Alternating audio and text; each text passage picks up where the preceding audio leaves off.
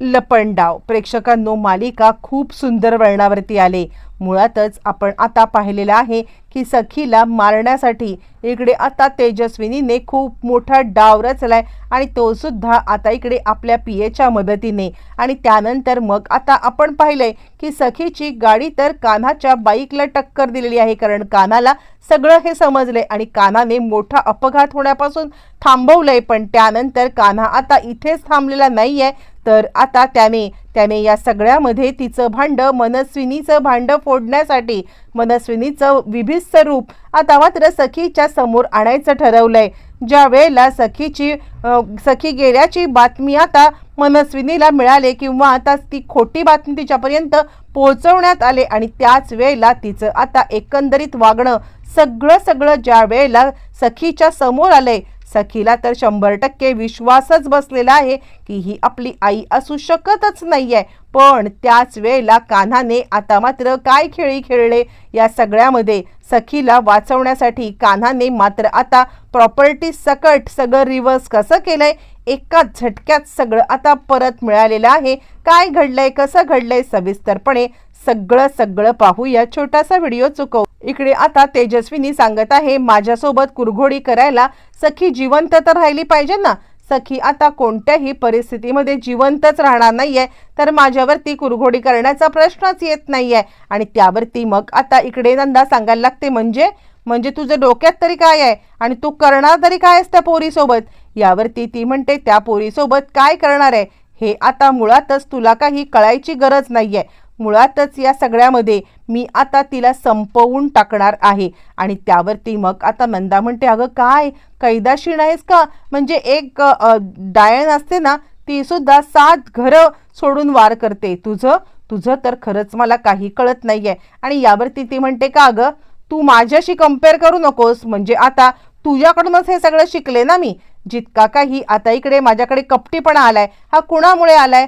नंदा सांगते, काय पण कर, तडमड तिकडे, मला आता अर्धी प्रॉपर्टी दे। आणि त्यावरती ती सांगते, इकडे सखीची न्यूज आली की तिकडे आता तुझ्या नावावरती प्रॉपर्टी करेन, कारण आता ती इथे आहे तर तिला संशय येईल की मी तुझ्या नावावरती अर्धी प्रॉपर्टी का केली, कशासाठी केली, आणि ती 100 प्रश्न विचारत बसेल। आणि म्हणूनच तुला मी हे सगळं सांगते की आता काहीही झालं तरी प्रॉपर्टी ही आता सध्या नावावरती करू शकत नाहीये। नंदा सांगते, दुसऱ्या दिवशी आता इकडे मोठा प्लॅन केलेला आहे मनस्विनीने मुळातच आता मात्र सखीला सांगितलंय की एक काम करशील का, म्हणजे आता राघवचं वर्षश्राद्ध आहे आणि या वर्षश्राद्धाच्या वेळेला मला आता त्यांचे काही फोटो हवेत, जे फोटो मी अपलोडिंगसाठी दिलेले होते आणि त्याची फ्रेम बनवायला सांगितलेली आहे। तर आता तू माझं एक काम करू शकशील का, ते फोटो आता इकडे मला हवे आहेत, तर तू आणशील का। तसं ते फोटोला दुसरं कोणी हात लावू नये असं मला वाटते, म्हणून मी तुला सांगते। आणि असं म्हटल्यावर ती सखी सांगायला लागते, आई अगं इतक्या फॉर्मॅलिटीज कशाला करते, मी आहे ना, मी आता ते घेऊन येते। असं म्हटल्यावर ती सखी निघालेली आहे। पण सखीला जे माहीत नाही ते हे आहे की आता इकडे मनस्विनीने सखीच्या गाडीचे टायर फेल करून टाकले, पंक्चर केलेत आणि ब्रेक फेल करून टाकलेले आहेत। आणि ब्रेक फेल करून तिला आता संपवण्याचा हा प्लॅन तिने केलेला आहे। फ्लॅशबॅकमध्ये आपल्याला दाखवलं, तिने आता मुळातच आपल्या पीएला भेटून हा प्लॅन केलेला असतो।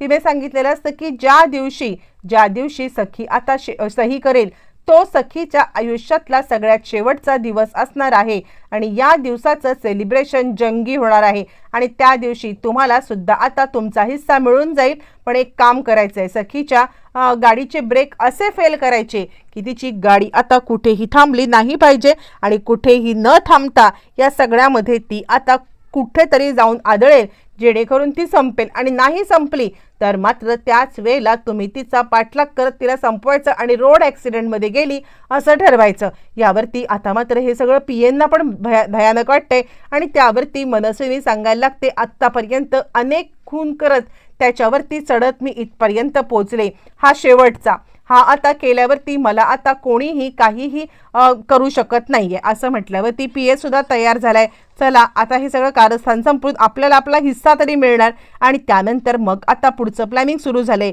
पण यांचं हे वेदू आणि काका या दोघांना मात्र आता कळलेलं आहे। आणि त्यानंतर मग आता काका इकडे वेदूला सांगतात, एक काम कर, कबीरला सांग की काहीही झालं तरी सुद्धा इकडे येऊन सखीला त्या गाडीमध्ये बसू देऊ नकोस असं म्हणत वेदू आता सांगायला लागते ठीक आहे. आणि ते दोघं जण कबीरला कंटिन्युअसली कॉल करतायत, पण प्रेक्षकांनो कबीरचा कॉल लागत नाहीये आणि आता इकडे सखीला थांबवणं शक्य नाहीये. तोपर्यंत काका आता सांगत आहेत की सखी आत्ता नको ना बाहेर जाऊ. यावरती सखी म्हणते नाही नाही काका, अहो बाबांचे फोटो आणायचे आहेत ना आणि त्यासाठी मी आता चाललेली आहे. आणि त्यावरती मग आता लगेचच तो सांगायला लागतो नको नको एक काम कर ना मी आणतो. पण सखी काही ऐकायला तयार नाहीये. इकडे आता कान्हाचा फोन काही लागत नाहीये आणि त्यामुळे सगळंच साडतेडं होऊन गेलेलं आहे प्रेक्षकांनो. आणि आता त्याचबरोबर इकडे मनस्विनी विचार करते वा वा वा सखी काय गेम खेळला मी आणि आता त्या गेममध्ये तू आता अशा पद्धतीने काहीतरी अडकलेली आहेस की त्यानंतर मग आता तुला या सगळ्यामध्ये कोणीही वाचवू शकत नाहीये. ब्रेक फेल केलेल्या गाडीमध्ये सखी आता चाललेली आहे. सखी चालली आणि तिला आता गाडीमध्ये रस्त्यावरती गेल्यावरती समजले की आपल्या गाडीचे ब्रेक फेल झालेत आणि तिला काय करावं प्रेक्षकांनो कळतच नाहीये. आणि सखीची गाडी इकडे तिकडे हेलकावे खात आता चाललेली आहे. ज्या वेळेला सखीची गाडी हेलकावे खात चालले आणि सखी मात्र आता ब्रेक दाबण्याचा प्रयत्न करते पण ब्रेक फेल झालेत. एक दोन माणसं थोडीशी धडक पण लागले आणि ते आता इकडे तिकडे उडालेत. पण त्याच वेळेला मात्र आता कान्हाला फोन लागले आणि कान्हाला आता काकांचा फोन लागलाय. काका म्हणतात की सखी आता ती गाडी घेऊन गेले की ज्या गाडीमध्ये आता इकडे मनस्विनीने ब्रेक फेल केलेत आणि सखीचा जीव धोक्यात आहे. आम्ही तिला थांबवण्याचा प्रयत्न केला पण मनस्विनीने तिच्यावरती अशी काही जादू केले ना की त्यामुळे ती आता काही ऐकायला तयार नाहीये. ती इथून निघून गेलेली आहे. असं म्हटल्यावरती मग आता इकडे कान्हा स्वतःच्या जीवाची बाजी लावत काहीही झालं तरी सखीला वाचवण्यासाठी तिच्या आता गाडीच्या समोर आलाय. जेणेकरून आता इकडे आपल्याला काय व्हायचं ते होऊ दे पण सखीची गाडी मात्र कुठेच आता आपटायला नको आणि तिला काही व्हायला नको. आणि त्यानंतर तो आता आपली गाडी घेऊन तिच्या गाडीच्या समोर आलाय आणि आता तिच्या गाडीला गाडी आदळलेली आहे. ज्या वेळेला तिच्या गाडीला गाडी आता आदळले आणि त्याच वेळेला मात्र आता इकडे कान्हाला जखम झाले. सखीची गाडी तर थांबले, सखीचा जीव सखी आता कारमधून खाली उतरलेली आहे आणि कारमधून खाली उतरल्यावरती सखी आता पाहते कान्हा कान्हा माझ्यामुळे तुला लागलं का असं म्हणत ती आता कान्हाला इकडे उठायला सांगतेय. बरं त्याच वेळेला मात्र आता इकडे कान्हा तिकडून उठतोय आणि त्यानंतर सखी म्हणते सॉरी सॉरी तुला लागलं का. आणि त्यावरती कान्हा म्हणतो बेबी सरकार तुम्हाला तर काही झालेलं नाहीये ना. आणि यावरती ती म्हणते तू का मध्ये आलास. आणि त्यावरती कान्हा सांगायला लागतो कारण तुमच्या गाडीचा ब्रेक फेल होता आणि ब्रेक फेल असल्यामुळे तुमच्या जीवाला धोका होता. त्यावरती सखी म्हणते पण तू का तुझा जीव आता धोक्यामध्ये घातलास. मला खरंच कळत नाहीये हे सगळं का केलंस तू असं म्हणत ती आता कान्हाला बोलते. कान्हा म्हणतो कारण तू माझी लग्नाची बायको आहेस. काहीही झालं तरी कबीर बनून जरी मी तुला फसवलं असतं तरी या लग्नाच्या बंधनामध्ये मी मात्र आता इकडे प्रामाणिक असं म्हणत तो आता सांगायला लागतो मी अजून एक सांगेल ते तुम्ही ऐकाल का. आणि यावरती सखी म्हणते बोल ना. आणि त्यावरती तो सांगतो मी तुम्हाला सांगतोय की हे ब्रेक फेल करणारी व्यक्ती आता दुसरी तिसरी कोणी नाही आहे सरकार आहे. त्यावरती ती म्हणते तू आलास मूळ पदावरती. तो सांगतो ठीक आहे मी तुम्हाला घेऊन जातो. आत्ता सरकार जश्न करत आहेत आणि तेच दाखवण्यासाठी. बरं तोपर्यंत हे सगळं होत आता मात्र इकडे काका बातमी पोहोचवतात की सखीचा अपघात झालेला आहे. आणि सखीचा अपघात झाल्यावरती सखी आता पूर्णपणे इकडे कोमामध्ये गेलेली आहे. आणि ही न्यूज ज्या वेळेला मात्र आता पोहोचलेली आहे त्यावेळेला जंगी सेलिब्रेशन इकडे आता सुरू केलेलं आहे. ते म्हणजे स्वतः आता मनस्विनीने आणि त्याचबरोबर तिची आता नंदा म्हणजे तिची आई या सगळ्यांनी छानपैकी एन्जॉय केलंय. त्याच्यातच आता आलेला आहे तो म्हणजे तो पिये. आता हे तिघं जण आपले हिस्से वाटून घेण्यासाठी एकमेकांशी आता बोलण्यासाठी आणि जश्न करण्यासाठी एकत्र जरी आले असले तरी आता सखी सुखरूप आहे हे सत्य या तिघांना माहीत नाही किंवा हे पडताळून घेण्याची या तिघांना गरजच वाटलेली नाहीये. आणि मग त्यानंतर इथूनच सुरू झालाय मात्र आता इकडे सगळ्यात मोठा धमाका.